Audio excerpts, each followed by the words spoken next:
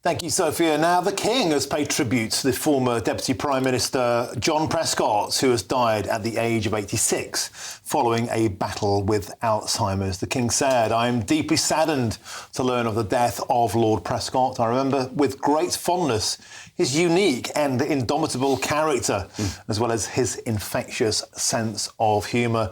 Well, joining us now to discuss this is our political editor, Christopher Hope. And also, I'm joined by Stephen Pound and Ben Habib for their reflections. But let's start with you, Christopher Hope. Chris, so the tributes pouring into Preza. Yeah, and the King goes on to say that he gives credit to him and with his wife, Pauline, family, loved ones, and says also that he was the UK's longest-serving Deputy Prime Minister, and everyone is saying that now. But I think that's a little bit of a distraction on his record. Yes, he was the longest-serving deputy, but he's also the first one. The job was created for him because of his importance in managing that relationship at the top of government between Gordon Brown and Tony Blair. Without John Prescott, I mean, Steve Pound may agree, without John Prescott, that relationship would not have worked. He simply was the grease between those two great cogs in government. He had sincerity, I think, authenticity, and that's what people are mourning. There are pretenders to the crown of Prescott at the moment. We know Angela Rayner says she is John Prescott in a skirt, but she hasn't earned that right to be as revered, I think, publicly as John Prescott was and is. I think, people tease him about his mangled syntax, but he came from a very humble background to astride 3 government departments, environment, transport and the regions. And people knew what he meant when he said things. I mean, he's complicated, I think, and was controversial, but well-liked. I mean, looking back to the moment that many viewers and listeners will look back fondly was when he punched a voter called Craig Evans on a visit to rural. It's on TV now. There's the punch and there's the egg and there's the punch. What came first, the chicken and the egg and the punch? In fact, it was the egg, then the punch from Craig Evans at point-blank range. That should have been a career-ending moment for any politician. The number one in the rule of being in politics is don't punch voters if you want their support. But he got away with it because... Not on camera. Not on camera, Steve Pound. But he got away with it, didn't he? Because I think it was seen as part of the innate part of the man that a pre-war baby, brought up in the 50s and 60s, you punch someone if they had a go at you like that. And finally, Tony Blair said, it's John being John. John is John. What can you say? And in fact, 2 jabs, Prescott, not 2 jags, went up in estimation of many people. He did, and while I'm still trying to raise the vision of John Prescott in a skirt for Angela Rayner, Craig Evans, in fact, the mullet who was mullered there, he's even issued his own statement today, right? Yeah, Craig Evans is still going. He's a farmer in North Wales. He has issued some remarks today to the Press Association. They maybe come up on screen now. But he said very clearly there we have it. No regrets. It's a long time ago. It's what it is. It's what I'm known locally for. Tell me, Craig. Well, I've got nothing else to say, really. I duck it all the time. I've ducked it for years. That means request to go on TV and talk about it. We didn't duck the punch. He goes on to say, he's got nothing to say other than the thoughts of his family. My grandfather had, on a serious note, my grandfather had Alzheimer's. I wouldn't wish it on anybody. Of course, Prescott had Alzheimer's in his later years. It's a terrible thing. It robs the person of themselves. He's sad for his family and the people around him. Well, good for Craig Evans. Exactly right, I think, to say.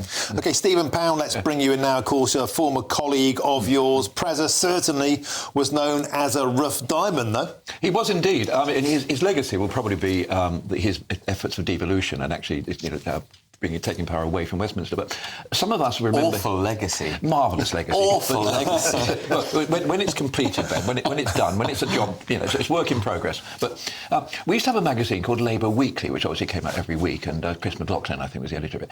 And there was a picture on the front of it one day of John Prescott in a wetsuit emerging from the Thames, looking like a great glistening seal. And he had in his hand a jar which contained a Chinese mitten crab, which was an invasive species, which is... Anyway, he said, I'm calling this Peter, and you can guess who I'm calling it after, can't you, Mandelson?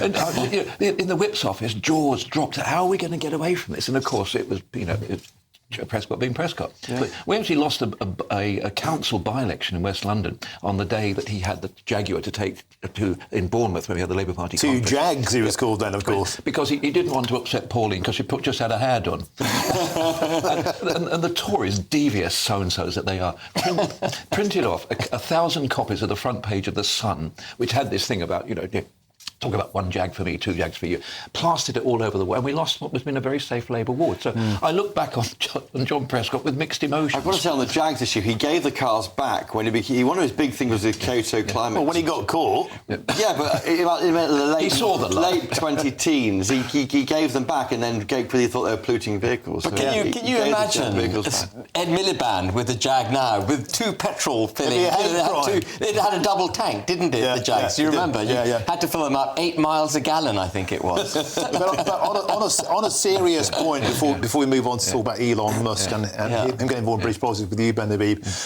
he did.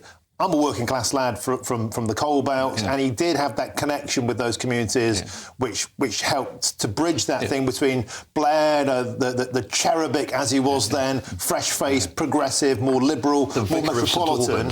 He went on to become something quite different. But nevertheless, do you think Labour these days has lost that working class credibility that someone like Preza brought? Well, to a certain extent, that working class doesn't exist anymore. I mean, you're the son of a miner. You're from Nottinghamshire coal pits. Just those people aren't around anymore. It's a different thing. But I think on Prescott, his legacy, I mean, wasn't Heseltine Deputy Prime Minister? For quite a long time. So I'm not entirely sure whether the post was actually invented for John Prescott. Yes, he was under John Major. That's right. Under John. So we've had it before, but it's pretty much made. But the thing about him being the grease between the cogs, when Aung San Suu Kyi visited Westminster Hall, I can remember, to address the Houses of Parliament, and there was you had Tony Blair and Gordon Brown sitting side by side, and you could the air was crackling, frozen between the two of them. And I remember thinking that Aung San Suu Kyi was, well, I've got one Nobel Peace Prize already. Could I possibly get another? Yeah.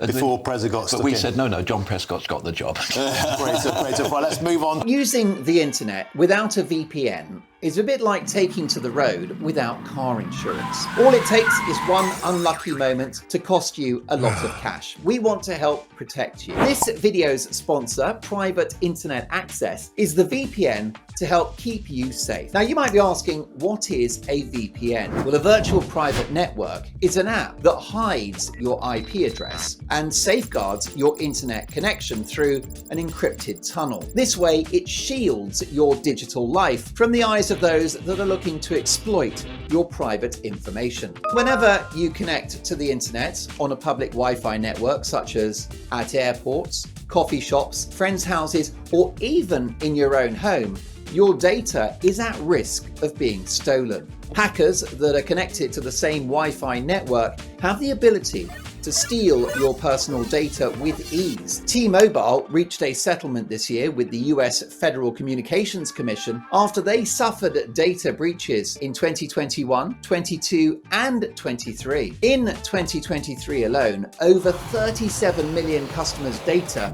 was exposed. And it's not just hackers to be concerned about. Information can be censored. When Canada passed their C-18 bill, social media giants decided to ban news content on their platforms. But PIA can protect your ability to consume the news content that you love. Private Internet Access is available for all platforms: Windows, macOS, Android, Linux, iOS, and you can use one Private Internet Access subscription to protect an unlimited number of devices at the same time. Plus, we've got a huge GB News discount. Click the link in this video's description and you'll get 83% off PIA. That is under £2 a month, and you'll get an extra 4 months completely free. There's also a 30-day money-back guarantee. So head to piavpn.com/GB News to start protecting yourself digitally today.